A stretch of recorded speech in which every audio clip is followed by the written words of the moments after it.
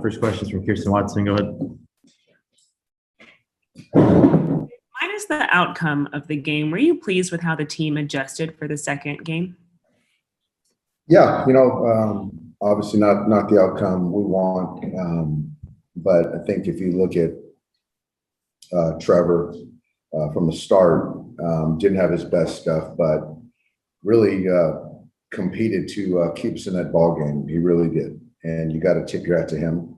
And after that, I thought the guys in the bullpen gave us a chance to win the baseball game and had a lead in that seventh inning and just made a mistake to Baez. But I thought that, the Muncy hit and just attack on some runs late showed the fight that we have. But obviously didn't end up the way we would like. And both Trevor and Blake found themselves in situations with the bases loaded, but were able to get out of them. What impressed you specifically about those moments in the game? Yeah, I think that those pitchers made big pitches, and Blake continues to be a victim of some soft contact and situations that are stressful, a lot by but not by his doing. And right there was big to get that punch out right there.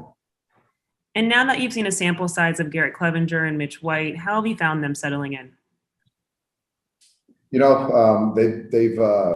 we've got them jumping in with both feet. They've been in some big spots for us, and they're young major league pitchers, and just kind of how things are going with the pen and some injuries, unfortunate things. They're being thrust into some big situations. So my encouragement is just go out there, keep competing, keep trying to make pitches, and they're going to get better and learn from these.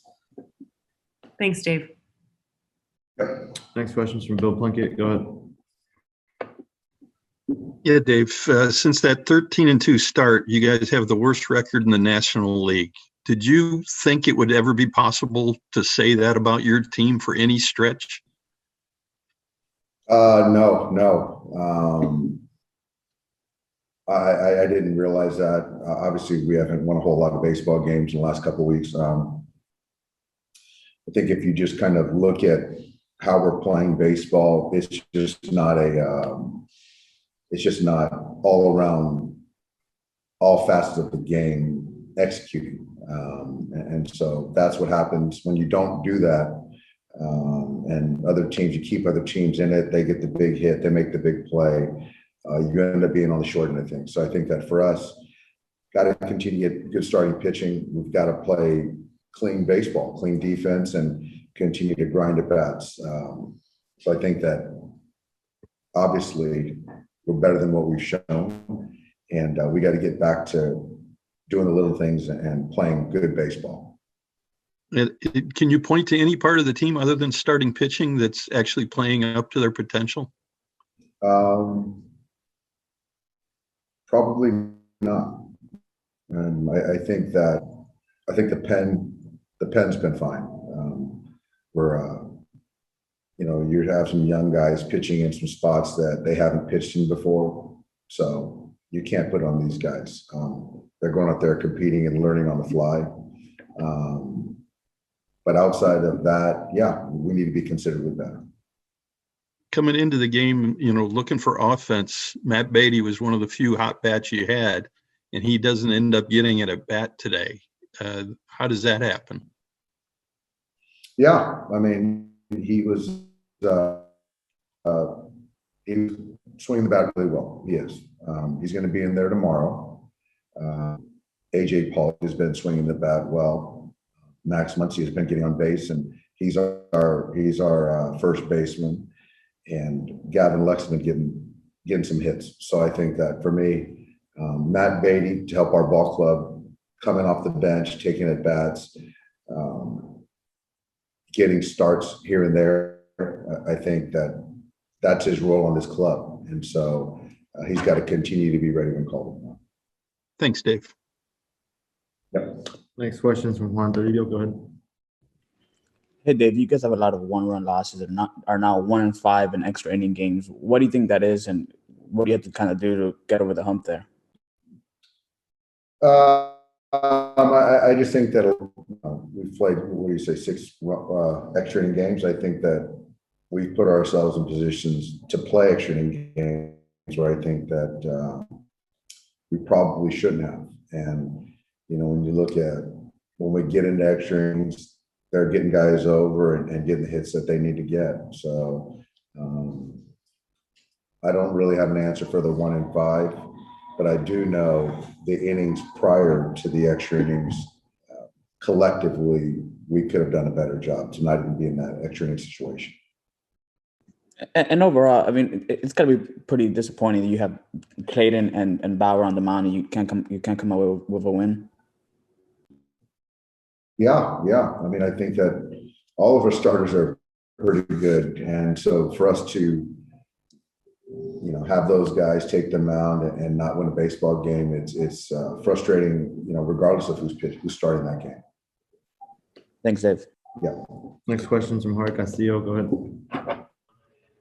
Dave, my connection is pretty spotty here, so if you don't hear me, let me know. But just with Justin Turner, is it difficult to balance getting a guy like that, some rest with the fact that your offense isn't, producing at its potential? Yeah, it is. It is. I think the easy answer is to run him out there every single game and pencil him in, because he's going to be prepared and, for the most part, perform. But he's played a lot of games in a row.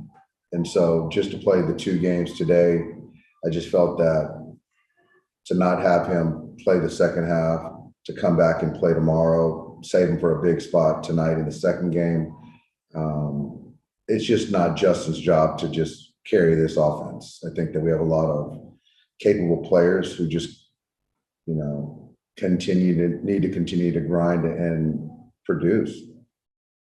And then there in the 9th inning, 1 out, you have a chance to maybe intentionally walk Bodie. Just what went into that decision to pitch to him? Yeah, I mean, I think the message was to pitch him very carefully, get ahead, spin him, and if we walk him, we'll pitch to Hayward. But I just felt that Garrett's not a left-on left; he's very neutral, and Bodie has not been swinging the bat well, and so I just felt that to have a chance to get him to chase potentially to then get the lefty was our best chance to win. But certainly I thought about walking to get to the left-hander. But Clev is more neutral as opposed to like a Victor, where he's a lefty killer, or the splits are considerably better. That was just kind of my thought. Thank you, Dave. Next question's from Eric Steven. Go ahead, Eric. Hi, Dave. Just wanted to double check. Was Scott Alexander available? I know he's pitched quite a bit recently. Yeah, he was not available. He had some soreness, and so we were going to stay away from him regardless. I know this is might be a weird question, but given that you had Kershaw and Bauer going today, you still end up using 8 relievers. Are you in a position okay for tomorrow? Given that the off day's coming, or do you think you might have to make a roster move? I think looking at tomorrow, I think that we'll end up making a roster move. I'm not sure what, but likelihood of us bringing a pitcher on the roster is pretty good. The logistics of that, given that the minor league seasons are starting and most of the, the people are at Oklahoma City or Tulsa or wherever, do they still have to drive, or are the protocols such that they can fly to you guys now if needed? I think that, as I understand it, if they are fully vaccinated, they can fly. Thanks a lot.